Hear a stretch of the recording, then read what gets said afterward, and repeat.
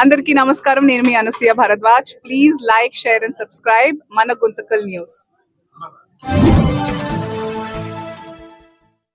మన గుంతకల్లు న్యూస్ కి స్వాగతం.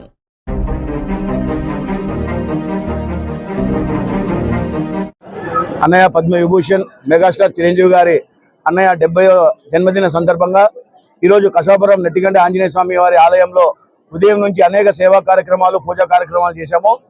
అన్నయ్య గారు మరో 100 సంవత్సరాలు అన్నయ్య బాధతో పాటు అన్నయ్య కుటుంబం చల్లగా ఉండాలని చెప్పి ఆ ఆంజనేయ స్వామి కరుణ కటాక్షలు ఎప్పుడు ఆయన కుటుంబం మీద ఉండాలని చెప్పి పూలరమణ అన్న ఆధ్వర్యంలో పూజా కార్యక్రమాలు చేశారు.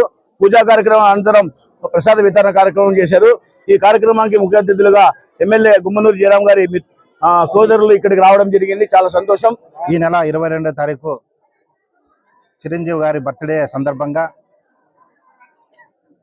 నెట్టిగంటి ఆంజనేయ స్వామి సన్నిధిలో పూలరమణ ఆధ్వర్యంలో వాళ్ళందరూ కూడా ఈరోజు భారీ ఎత్తున పూజా కార్యక్రమాలు కూడా చిరంజీవి ఆ కుటుంబానిపైన ఆయన రాశి పైన ఈరోజు పూజా కార్యక్రమాలు, హోమాలు జరుపుకుంటూ ఎంతో భక్తి శ్రద్ధలతో ఆంజనేయ స్వామి సన్నిధిలో పూజల కార్యక్రమాన్ని జరుపుకోవడం జరిగింది.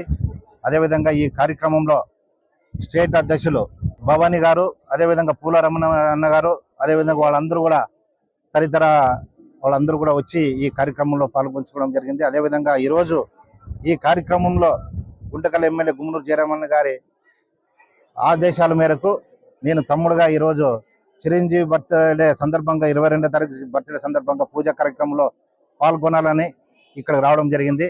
అదేవిధంగా ఈరోజు చిరంజీవి గారు వాళ్ళ ఫ్యామిలీ కానీ, పవన్ కళ్యాణ్ గారు కానీ ఈరోజు ప్రజాసేవలో కూడా పవన్ కళ్యాణ్ గారు కూడా ప్రజాసేవలో ఉన్నారు.